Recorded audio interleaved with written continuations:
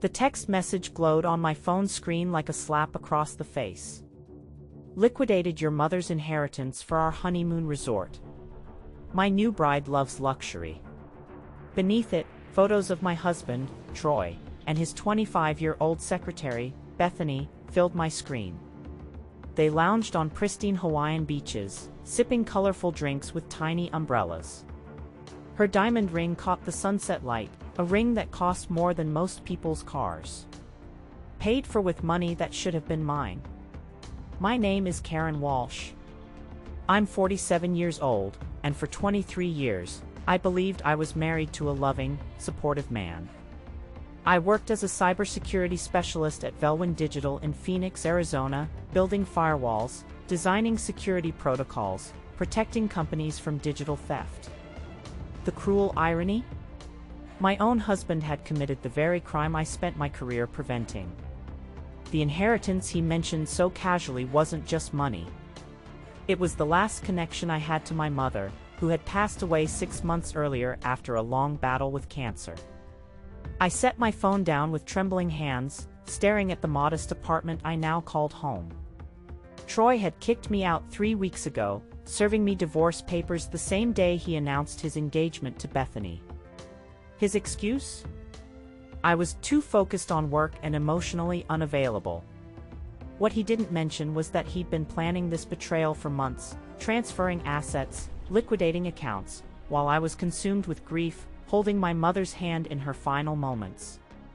The inheritance, nearly $200,000, saved through my mother's lifetime of careful budgeting, was supposed to help me rebuild. Instead, it was funding Troy's tropical getaway with a woman barely older than our daughter would have been. As I scrolled through their photos, laughing under palm trees, toasting with champagne, something dark and determined settled in my chest. Troy thought he was untouchable. He'd forgotten one crucial detail about his soon-to-be ex-wife. I didn't just work in cybersecurity. I was one of the best in the business. And I knew exactly how to make his stolen paradise crumble.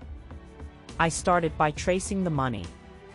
My skills let me follow the digital trail Troy left behind, every transfer time to coincide with my mother's hospital stays.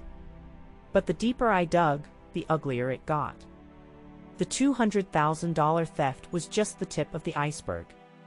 Troy had liquidated everything: my retirement fund, our joint investments, even took a second mortgage on our house. Forged documents. Stolen identities. Total, $600,000. Then I hacked his email. The exchanges with Bethany weren't just love notes, they were blueprints for a life built on my ruin. "Don't worry about the money, baby," he'd written. "She's too buried in code and grief to notice. By the time she figures it out, we'll be married in Hawaii." What's she gonna do, hack us? Laughing emojis followed. I clenched my fists. Oh, Troy. You shouldn't have dared me.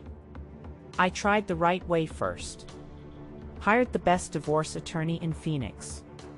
"Spousal financial misconduct cases are hard to prove," she said. "Even with forged documents, recovery could take years." The police were worse. Civil matter, they called it. Then Troy's final insult, a text with another photo of him and Bethany at a 5-star restaurant. "Saw you filed a police report. Unnecessary drama, Karen. Let's talk settlement when we're back." Settlement? After stealing everything? No. If the law wouldn't give me justice, I'd rewrite the rules. I remembered a virus I'd developed years ago, a classified government tool designed to infiltrate and extract data undetected. I modified it, programming it to do 2 things. 1. Reverse every fraudulent transaction, siphoning the stolen money back to his victims. 2. Trigger international fraud alerts, flooding the FBI with evidence. The trap was set. All I needed was for Troy to log in. The morning he returned from Hawaii, I watched in real time as his laptop connected to his offshore accounts. The virus activated instantly. By noon, his elderly clients, People he'd robbed blind started calling me in tears. My money's back. By 3 p.m., the FBI raided his office. His panicked texts came rapid fire. Someone hacked me.